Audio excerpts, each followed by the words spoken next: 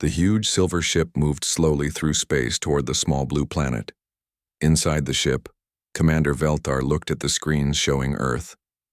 His crystal body sparkled under the bright lights of the command room. He had waited 50 years for this moment. "Are you sure they are ready?" asked Mortis, the security chief. His thick green skin was covered with metal plates that glowed softly. Scars from old battles marked his armor like medals of honor. "The humans have been sending radio signals for over 100 years, Velthar replied. "They have built ships that travel to their moon. They are ready to meet us."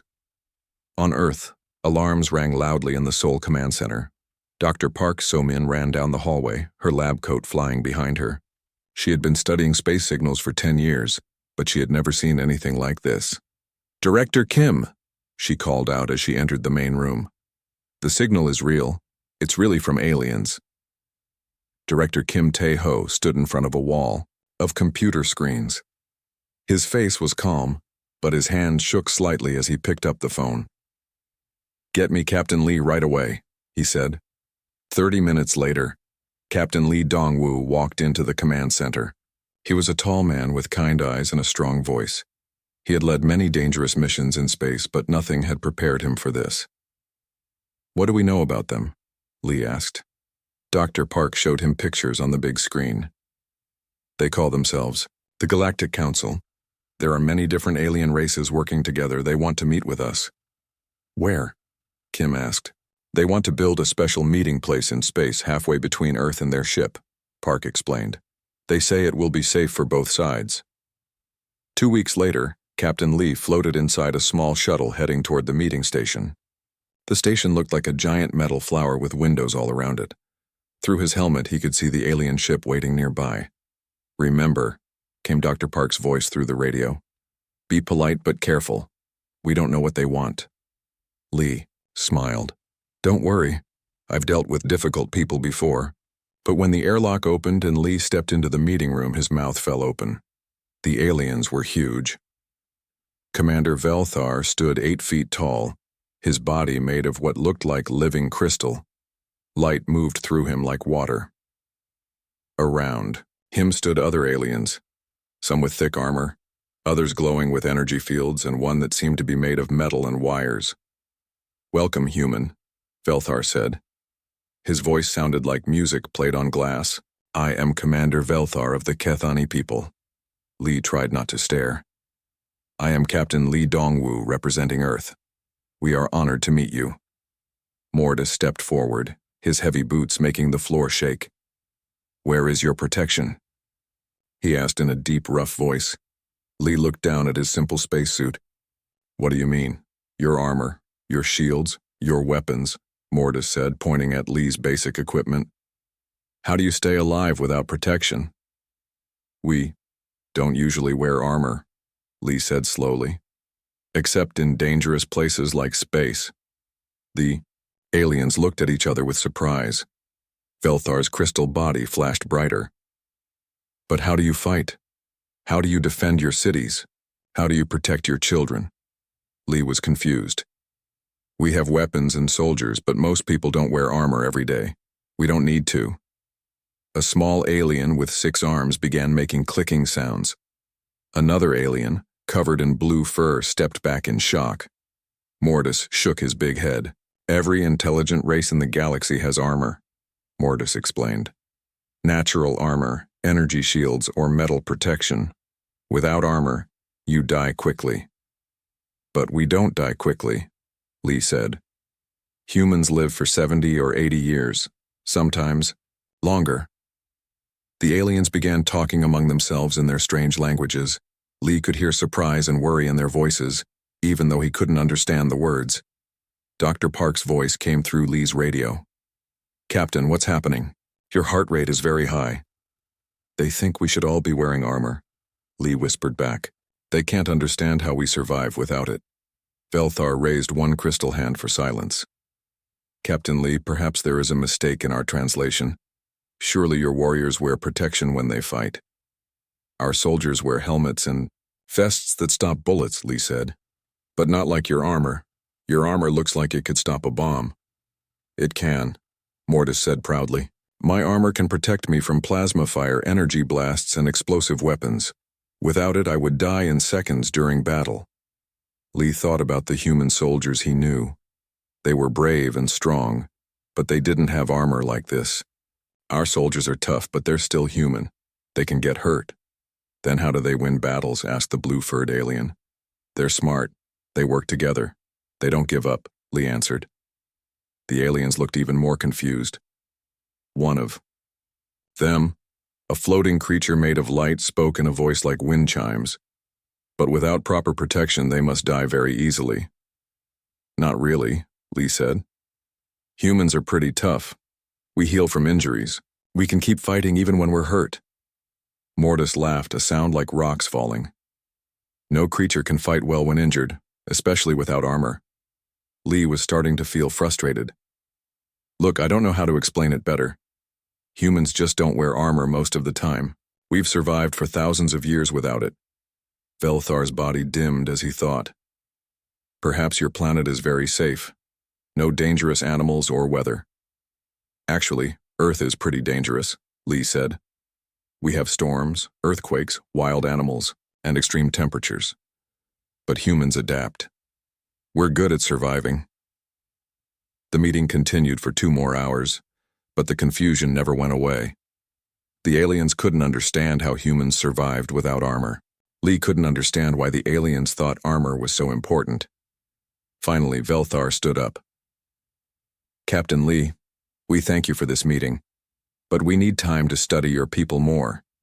This is very strange to us. I understand, Lee said. Would you like to visit Earth? You could see how humans live. All the aliens stepped back quickly. Mortis put his hand on his weapon. Visit a planet with no protective technology? That would be suicide. Lee sighed. What if we meet again in a few weeks? Maybe we can understand each other better then. Yes, Velthar agreed. We will study your radio signals and videos. We will try to understand how humans survive. As Lee flew back to Earth, he talked to Dr. Park on the radio. They think we're crazy for not wearing armor all the time. Maybe they're right, Park said. Their weapons looked like they could destroy a city. But we've been fine without armor for our whole history, Lee pointed out. That's what worries me, Park replied. What if we've been lucky? What if we're not as tough as we think we are? Lee looked out at the stars and wondered. Were humans weak and just didn't know it? Or were they tougher than the aliens could understand? Soon, he thought, they would find out. Back on the alien ship, Commander Velthar stood in his private room, thinking. In 50 years of exploring space, he had never met a race like humans. Every intelligent species had evolved armor or built protection. It was the most basic rule of survival. But humans seemed to have no protection at all. They lived on a dangerous planet, fought wars and survived disasters, all without armor. It made no sense. Commander, came Mortis's voice over the communication system. I have been thinking about the humans. Yes?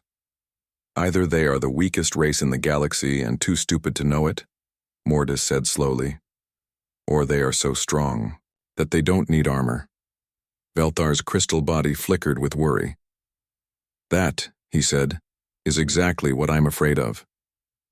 3 weeks had passed since the first meeting with the aliens. Dr. Yoon Ji-hai was working on the research station on Kepler 442b, a small moon far from Earth. She loved her job studying the old alien ruins that covered the moon's surface. The research station was built into the side of a mountain. It had thick walls and strong doors to protect everyone inside from the harsh environment outside. Half of the people working there were humans. The other half were aliens from different species. Dr. Yoon worked with Quintar, a member of the Luminari race. Quintar looked like a bright ball of light inside a special metal suit that kept him safe. He was very smart and knew a lot about ancient history. These symbols are very old, Quintar said, his voice sounding like whispers through his suit's speakers. Maybe 10,000 years old. Dr. Yoon nodded as she took pictures of the stone wall. The patterns are similar to ones we found on Earth. Maybe the same people built both. She wore simple work clothes, pants, boots, and a jacket. Quintar often worried about her. Are you not cold? This place is very dangerous for soft creatures like humans. I'm fine, Dr. Yoon smiled. Humans are tougher than we look. Quintar didn't understand. His people could only survive inside protective suits. Without them, they would die in minutes. He thought all intelligent life was the same way. In the security office, Sergeant Han Min-soo and Corporal Choi Yu-jin were drinking coffee and playing cards. They were the human guards for the research station. Their job was to keep everyone safe. Do you think those pirates will come back? Choi Yu-jin asked. Maybe, Han Min-soo said. But they usually only attack trade ships. We don't have anything valuable here. He was wrong. High above the moon, 3 black ships moved through space without lights. They belonged to the Void Reapers, the most dangerous pirates in this part of the galaxy. Their leader was Grixalok, a big warrior from the Torvan race. His skin was gray like stone and metal plates covered his arms and chest. The research station has both humans and aliens, said his second in command. The aliens will have good technology we can sell. Grixalok looked at pictures of the humans on his screen. These humans look weak. No armor, simple weapons. They will die quickly. The pirates had studied many alien races. They knew that most creatures needed heavy protection to survive fights. Their weapons were designed to break through armor and energy shields. Against unprotected targets, these weapons would be deadly. Attack now, Grixalok ordered. The first explosion shook the research station like an earthquake. Emergency lights flashed red as alarms rang loudly. Dr. Yoon fell to the ground as rocks fell from the ceiling. Pirates! Quintar's suit began glowing brighter as his defensive systems turned on. We must hide until help comes. But Dr. Yoon was already moving. She grabbed a radio and ran toward the main hallway. Security, this is Dr. Yoon. We're under attack in Section 7. We're coming, came Han Min-soo's voice through the radio. More. Explosions rocked the station. The pirates had blown a hole in the outer wall and were pouring inside. They wore thick armor that covered their whole bodies. Their weapons glowed with dangerous energy. Quintar activated his maximum defense mode. Energy shields surrounded his suit like a bubble. Dr. Yoon, get behind my shields. But Dr. Yoon was running the wrong way, toward the fighting, not away from it. I have to help the others. The first pirate saw her coming down the hallway. He raised his weapon and fired. The energy blast was designed to punch through metal, armor. When it hit an unprotected human, it should have killed her instantly. The blast hit Dr. Yoon in the shoulder and knocked her against the wall. Quintar screamed, sure that his friend was dead. But Dr. Yoon just shook her head, looked at the burn hole in her jacket, and kept running. Impossible, the pirate shouted.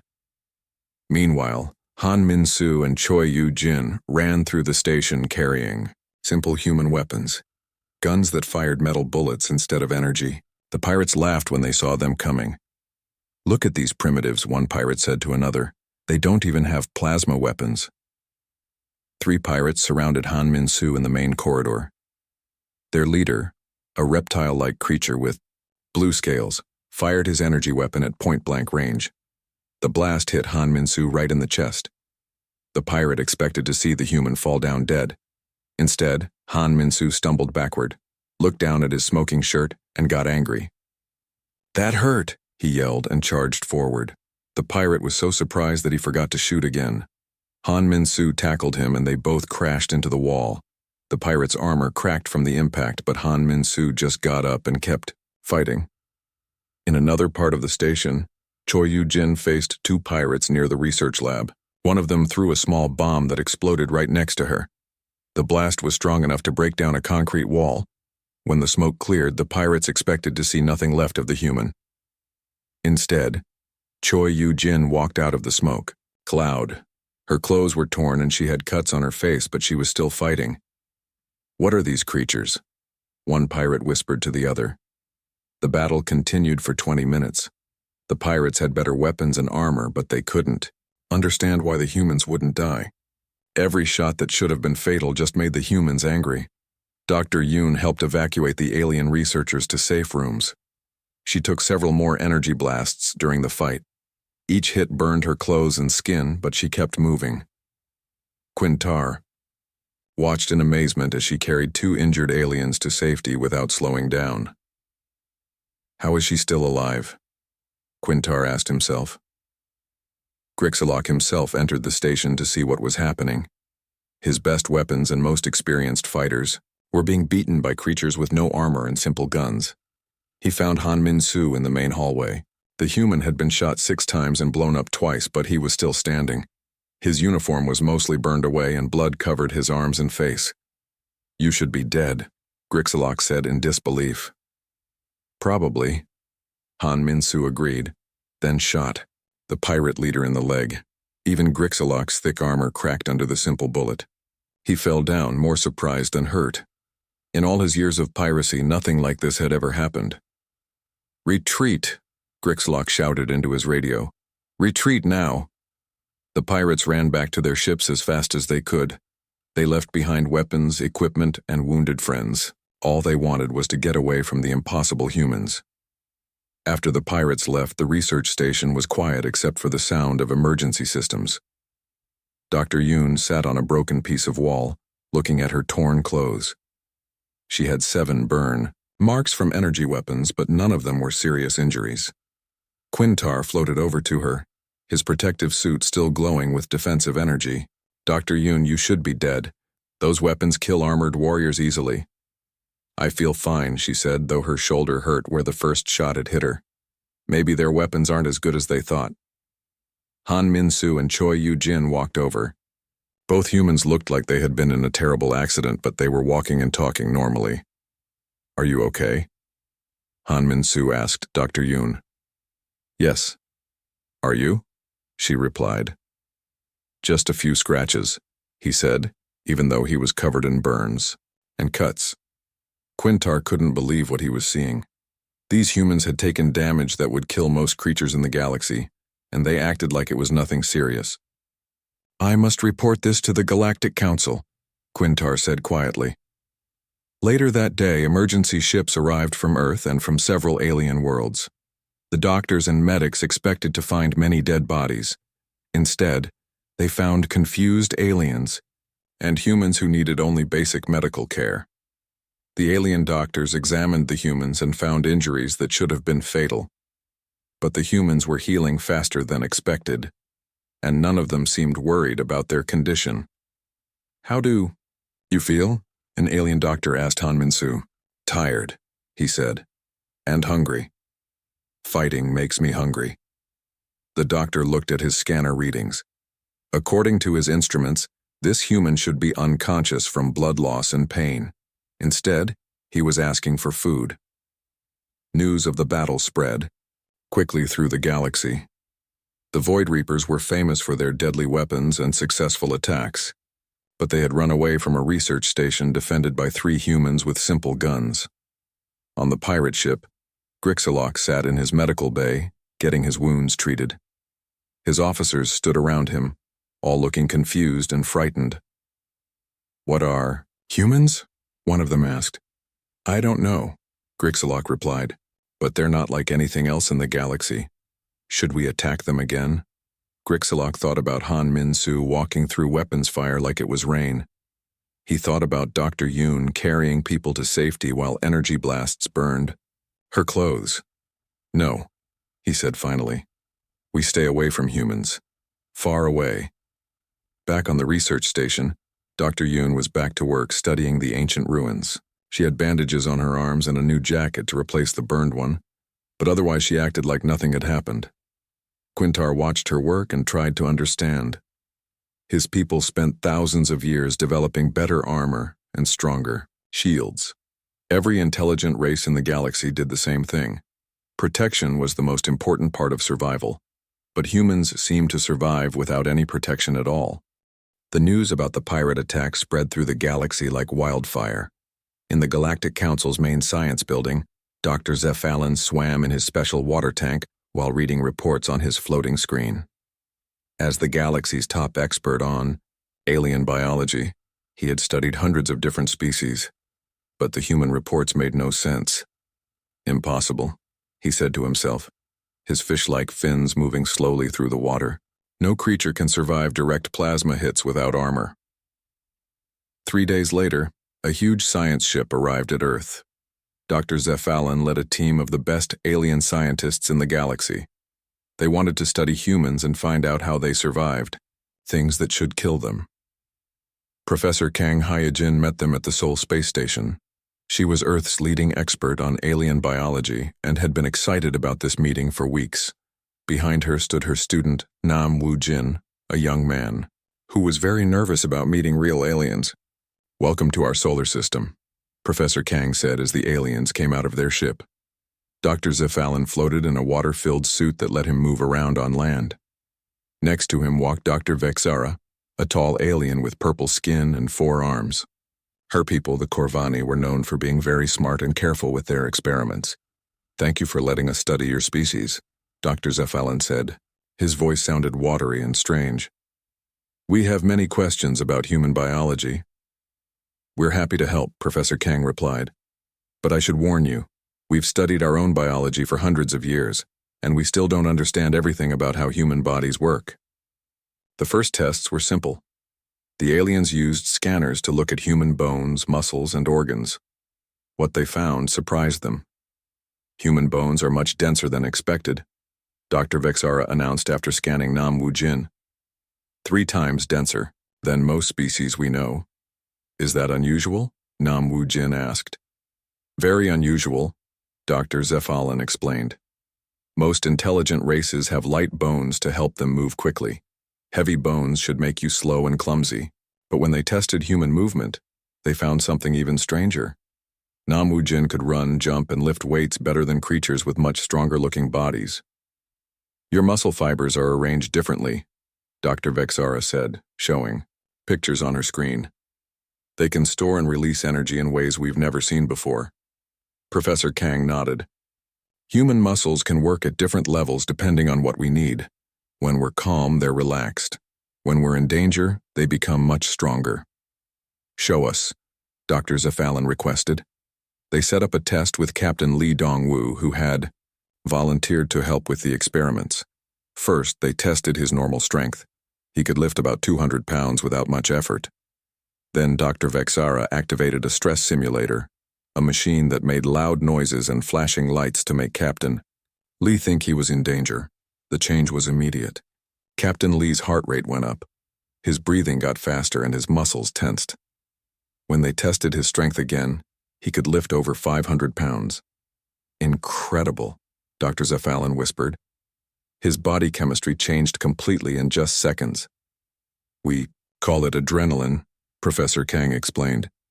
"It's a chemical our bodies make when we're scared or excited. It makes us stronger, faster, and less sensitive to pain." The aliens looked at each other with wide eyes. Most species could only get stronger by using technology or special drugs. Humans could do it naturally, just by getting excited. "How long does this effect last?" Dr. Vexara asked. "It depends," Captain Lee said, still breathing hard from the test. "Sometimes a few minutes, sometimes hours. In really dangerous situations, it can last for days." Dr. Zephalin made notes on his floating screen. "And this happens to all humans?" "Yes," Professor Kang confirmed. "Every human can do this, even children." The next test was about healing. The aliens had heard that humans could recover from injuries very quickly, but they wanted to see it for themselves. Nam Woo-jin volunteered for a small cut on his arm. Dr. Vexara used a sterile knife to make a tiny wound. Then they watched what happened. "The bleeding stopped in 30 seconds, Dr. Vexara announced, checking her timer. For most species, this would take several minutes. Over the next few hours, they watched the cut heal. New skin grew over the wound much faster than the aliens expected. By the end of the day, only a small mark remained. "How is this possible?" Dr. Zephalin asked. "Human cells divide and grow very quickly when there's an injury," Professor Kang explained. "Our blood also has special cells that fight infection and help wounds heal." "But rapid cell division should cause problems," Dr. Vexara pointed out. "It should make you age faster or get sick more often." "Sometimes it does," Professor Kang admitted. "But human bodies have ways to fix those problems too. We can live for 70 or 80 years, even with all this rapid healing." The aliens were amazed. Most species had to choose between fast healing and long life. Humans somehow had both. The final test was the most dangerous. Captain Lee agreed to let them shoot him with a low-power energy weapon, the same type the pirates had used but set to the weakest setting. "Are you sure about this?" Dr. Zeph Allen asked. "Even at low power, this weapon can seriously hurt most creatures." "I'll be fine," Captain Lee said calmly. Dr. Vexara fired the weapon at Captain Lee's arm. The energy blast hit him and burned a small hole in his sleeve. Captain Lee looked down at the burn mark on his skin and shrugged. "That stings a little," he said. The aliens stared at their instruments. The energy blast should have caused severe burns and intense pain. Captain Lee acted like someone had poked him with a finger. The energy was absorbed and spread throughout his body, Dr. Vexara said in amazement. Instead of causing damage in one spot, his body distributed the energy across his entire arm. "How do you do that?" Dr. Zeph Allen asked. Captain Lee looked confused. "Do what? I didn't do anything." "Your body did it automatically," Professor Kang explained. "Human skin, muscles, and bones work together to protect us from damage. We don't think about it. It just happens." During the next week, the alien scientists did more tests. They found that humans could survive in hot temperatures that would kill most aliens. They could breathe air with less oxygen than other species needed. They could go longer without food or water. Most surprising of all, humans seemed to get stronger when things got harder. The more stress they faced, the better their bodies performed. "It's like they evolved for constant danger," Dr. Zeph Allen told Dr. Vexara privately. "Every part of their biology is designed for survival." What kind of planet creates creatures like this? Dr. Vexara wondered. They asked Professor Kang about Earth's history. She told them about ice ages, earthquakes, volcanoes, diseases, and wars. She explained how humans had survived all of these things without advanced technology. "Your planet tried to kill you for millions of years," Dr. Zeph Allen said slowly. "And you survived by becoming impossible to kill." "I wouldn't say impossible," Professor Kang laughed. "Humans die from lots of things. We're not invincible." But the aliens had seen the test results. They knew that what humans called normal would be considered superhuman by most other species. On the last day of testing, Dr. Vexara asked Nam Wu Jin a question that had been bothering her. "Do humans know how strong they are?" Nam Wu Jin thought about it. "We know we're tough, I guess, but we don't think about it much. It's just normal for us. That's what scares me," Dr. Vexara said quietly. The alien scientists finished their report after 2 weeks of testing. Their conclusion was simple but frightening. Humans were naturally more durable than most species with advanced armor technology. They don't need protection because they are protection, Dr. Zeph Allen wrote in his final report.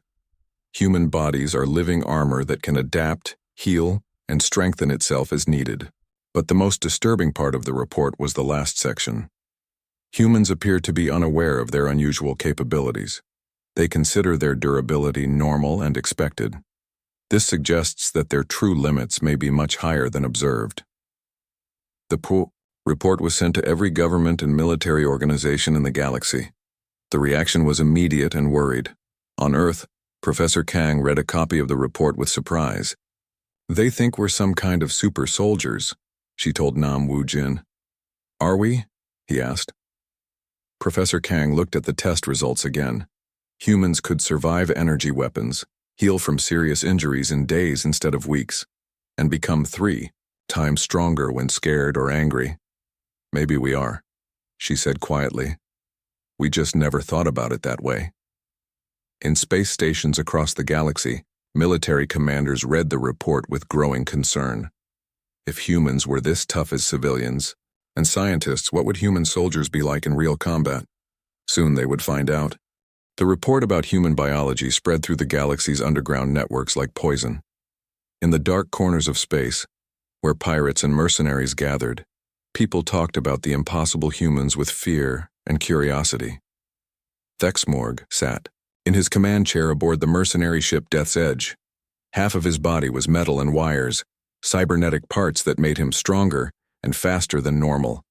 He was the leader of the Iron Covenant, the deadliest mercenary group in known space.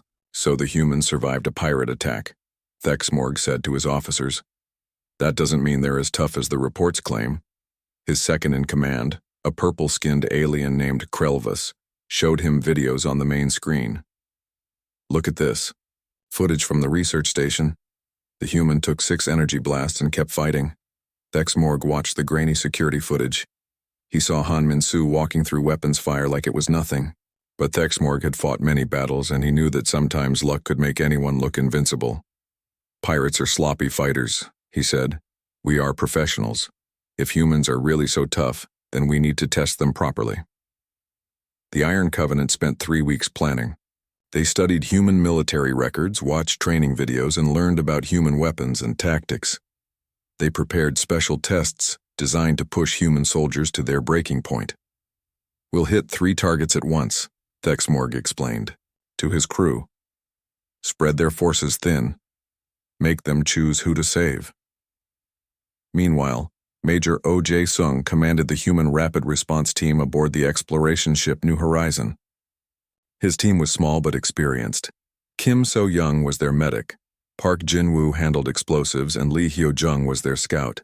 They were traveling between star systems when the first distress call came in. Colony ship Bright Future under attack, came the desperate voice over the radio. Unknown ships firing on our engines. We have 300 families on board. Second distress call, their communications officer announced. Mining station Delta 7 reports armed raiders. They're taking hostages. Major O looked at the star map.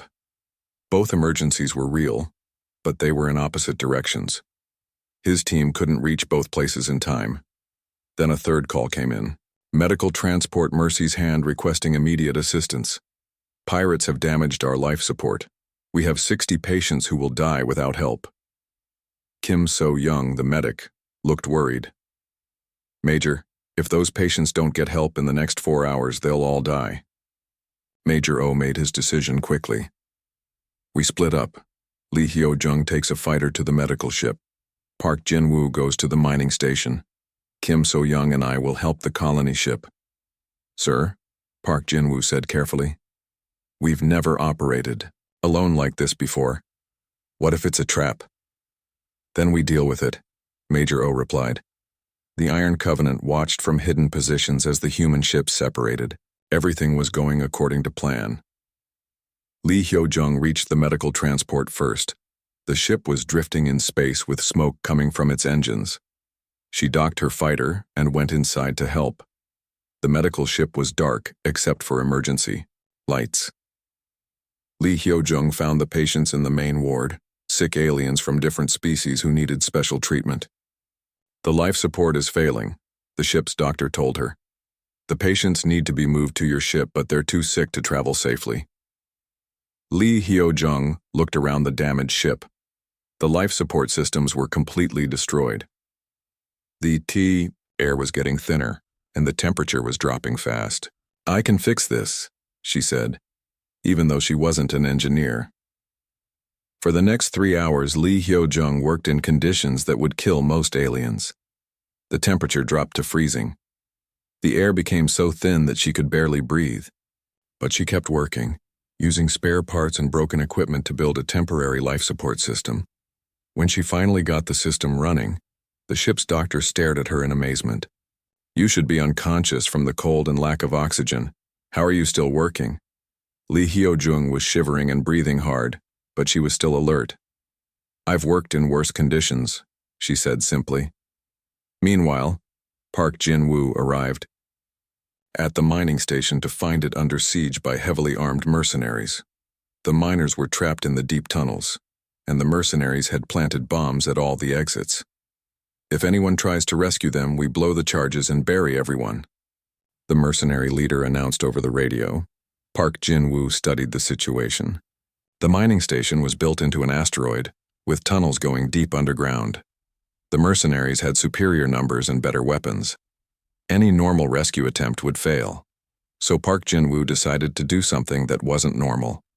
He entered the asteroid through an old exhaust tunnel that was barely wide enough for a human. The tunnel was filled with poisonous gas and sharp metal debris. Most creatures would die just from breathing the air inside. Park Jin-woo held his breath and crawled through the tunnel for almost a mile. When he finally reached the mining station's lower levels, his lungs were burning and his clothes were torn to shreds. The trapped miners were amazed to see him. "How did you get in here?" one of them asked. "Through the exhaust tunnel," Park Jin-woo said, still coughing from the poisonous gas. The miners looked horrified. "That tunnel is deadly. Nothing can survive in there." Park Jin-woo shrugged. It wasn't pleasant, but it worked. He spent the next 2 hours defusing the mercenaries' bombs, while they had no idea he was there. When he was finished, he led all 47 miners to safety through the same poisonous tunnel he had used to enter. The mercenaries couldn't understand how their prisoners had escaped. By the time they figured out what had happened, Park Jin-woo and the miners were long gone. At the colony ship, Major Oh and Kim So-young faced the most dangerous situation. The Iron Covenant's best fighters had surrounded the huge ship and were slowly destroying its engines and life support. "Surrender, now, and we'll let most of you live," Thexmorg announced over the radio. Major O studied the enemy ships through his scanner. There were 12 mercenary fighters against his single rescue ship. The odds were hopeless. "Kim So-young, can you pilot this ship?" he asked. "I'm a medic, not a pilot," she replied. "Close enough. Take us straight at their command ship." "Sir, that's suicide." "No," Major O said calmly. "That's Tuesday." The rescue ship charged directly at the mercenary fleet. The Iron Covenant fighters opened fire with everything they had. Energy blasts and missiles hit the small human ship from all directions. Inside the ship, alerts and alarms rang constantly. The hull was breached in 6 places. The engines were smoking, the life support was failing. "We should be dead," Kim So-young said, fighting to keep the ship flying. "Probably," Major O agreed. "But we're not, so let's keep fighting." The rescue ship crashed into Thexmorg's command vessel. Both ships spun out of control and slammed into the colony ship's docking bay. The impact should have killed everyone involved. When the smoke cleared, Thexmorg crawled out of his wrecked ship. His cybernetic parts were sparking, and his armor was cracked. He expected to find the humans dead. Instead, he found Major O and Kim So-young pulling survivors from the wreckage. Major O had a broken arm and burns across his face. Kim So-young was limping and covered in blood. But they were both still moving, still helping people, still fighting. "Impossible," Thexmorg whispered. Major O looked up and saw the mercenary leader. "Are you hurt?" he asked, reaching out to help. Thexmorg stared at the human. After everything that had happened, after the crash and the destruction, this human was offering to help his enemy. "What are you?" Thexmorg asked. "Tired," Major O replied. "And we still have work to do." The Iron Covenant retreated that day, leaving behind their reputation as the galaxy's most dangerous mercenaries. They had thrown everything they had at 4 humans, and the humans had won. But the most disturbing part wasn't that the humans had survived. It was that they acted like it was just another day at work. When the rescue teams arrived, they found Lee Hyojung teaching the medical ship's crew how to fix life support systems. Park Jin-woo was helping the miners plan better emergency procedures. Major O and Kim So-young were treating wounded mercenaries alongside the colony ship's passengers. "How was the mission?" the rescue team leader asked. Major O thought about it for a moment. He had been shot, crashed, burned, and nearly killed a dozen times. His team had faced impossible odds and somehow won. "Not too bad," he said finally. "We've had worse days." The rescue team leader looked at the destruction around them: wrecked ships, damaged stations, and defeated mercenaries. If this wasn't a bad day for humans, he wondered, what would a bad day look like? Across the galaxy, the news spread quickly. The Iron Covenant, the most feared mercenaries in known space, had been beaten by 4 humans with basic equipment and simple tactics. Military commanders from every species read the reports with growing alarm. If human civilians were tough and human soldiers were this capable, what did that mean for the balance of power in the galaxy? The answer to that question was coming soon. 6 months after the Iron Covenant incident, the Galactic Council called an emergency meeting.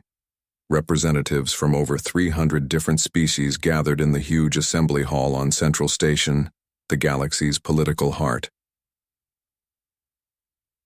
Ambassador Seomin-jun sat at the human delegation table, trying not to feel nervous. Next to him, Dr. Lim Yoon-ju organized her research papers. She had become famous throughout the galaxy as the expert on human biology, though she still didn't understand why everyone thought humans were so special.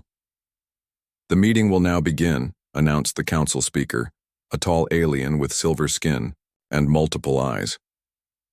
"We are here to discuss humanity's place in galactic civilization." Commander Velthar rose from his seat.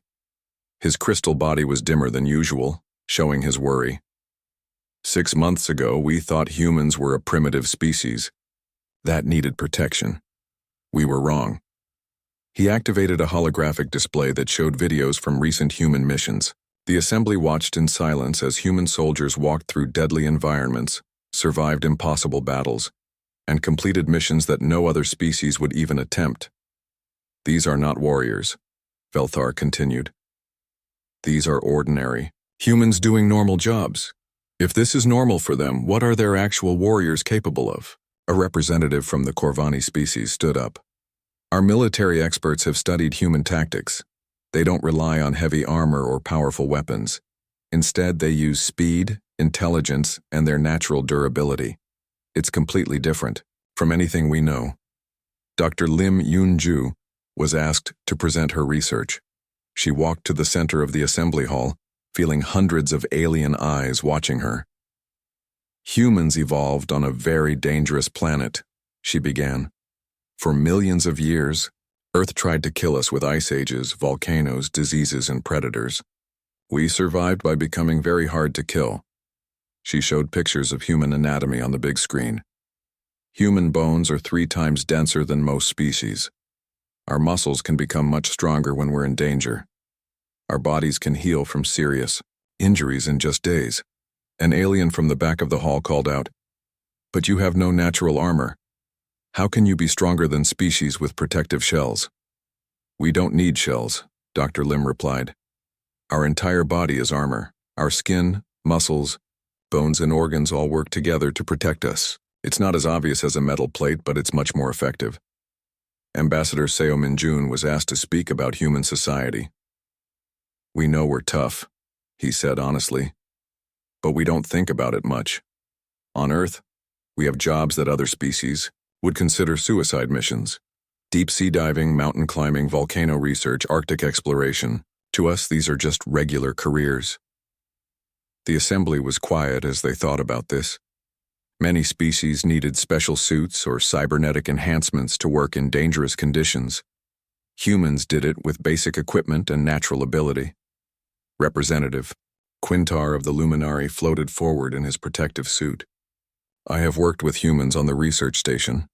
Dr. Yoon Ji-hai saved my life during the pirate attack. She took energy blasts that should have killed her, but she kept fighting to protect others." "Where is Dr. Yoon now?" the council speaker asked. "She went back to work the next day," Quintar replied. "She said the attack was exciting and asked if we could study the pirates' weapons to learn how they worked." This caused worried murmuring throughout the assembly. Only humans would think a deadly battle was exciting and want to study their attackers' weapons. More testimony followed. Alien doctors talked about treating human patients who healed impossibly fast. Military officers described human soldiers who kept fighting with injuries that would stop anyone else. Scientists shared data about human performance in extreme conditions. Captain Lee Dongwoo was invited to speak about the first contact meeting. "The aliens couldn't understand why we don't wear armor," he said. "We couldn't understand why they thought we needed it. I think we both learned something important that day." "What did you learn?" the council speaker asked. "That what seems normal to us might be impossible to everyone else," Captain Lee replied. "And that what seems impossible to us might be normal to other species. We all have different strengths." The debate continued for hours. Some representatives thought humans were too dangerous to integrate into galactic society. Others argued that humanity's unique abilities could benefit everyone. Finally, Mortis, the Sarok security chief, stood up. His heavy armor clanked as he moved to the center of the hall. "I have fought in many wars," he said in his deep voice. "I have seen the strongest warriors and the deadliest weapons in the galaxy, but I have never seen anything like humans." He turned to look at the human delegation. "At first I thought they were weak because they had no armor. Then I thought they were dangerous because they were so strong. Now I understand the truth." "What truth?"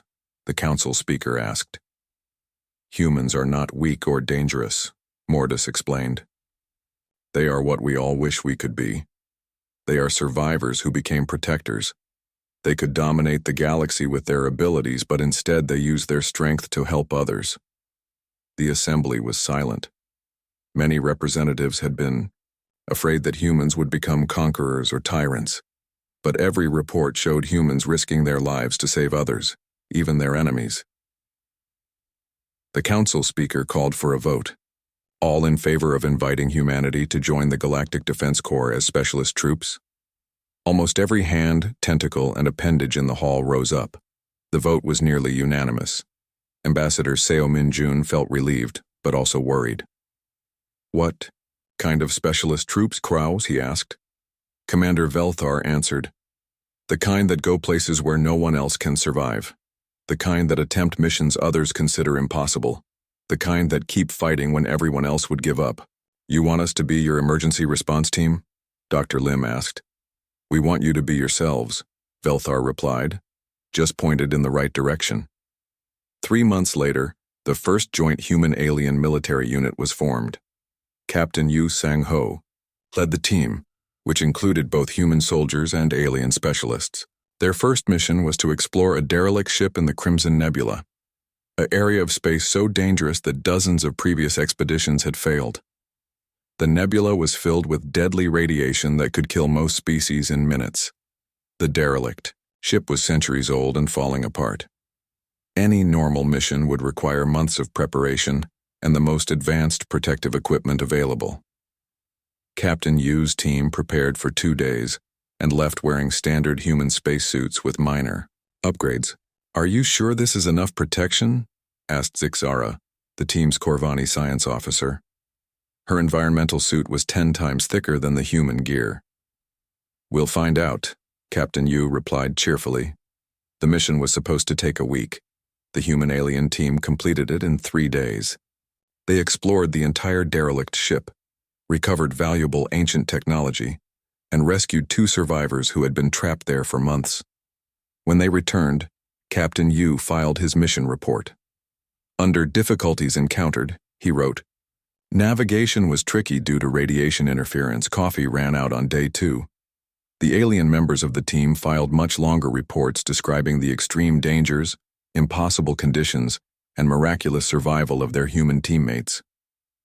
The humans treated lethal radiation like bad weather," Zixara wrote. "They complained more about running out of coffee than about the environment trying to kill them." News of the mission's success spread quickly. Other military units began requesting human team members for their most dangerous assignments.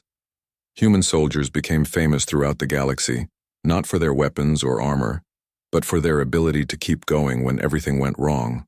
Dr. Lim Yunju found herself working with alien medical teams to understand how human biology made such feats possible. "We're still learning," she admitted during a medical conference. "Every time we think we understand human limits, some human somewhere does something that proves us wrong." On Earth, people followed the space missions with interest but not much surprise. Humans had always done dangerous jobs. Now they were just doing them in space with alien friends. Ambassador Seo Min-jun received a message from the Galactic Council thanking humanity for joining the Defense Corps. The message included a request for more human volunteers and a list of missions that needed human-level durability. He shared the message with his staff, including Captain Lee Dongwu, who had been promoted to Director of Human Military Relations. "They still don't quite understand us," Captain Lee observed. "Do we understand us?" Ambassador Seo asked. Captain Lee thought about it. "Probably not. But that's okay. We don't need to understand how something works to use it properly." 6 months later, Human-alien teams were operating in every corner of the galaxy. They explored black hole regions, investigated dangerous anomalies, and responded to crises that no one else could handle. The galaxy had learned an important lesson. The most powerful protection wasn't armor or shields or energy fields. It was being so naturally tough that you didn't need protection in the first place. And humans, who had spent millions of years surviving on a planet that constantly tried to kill them, had become the ultimate survivors without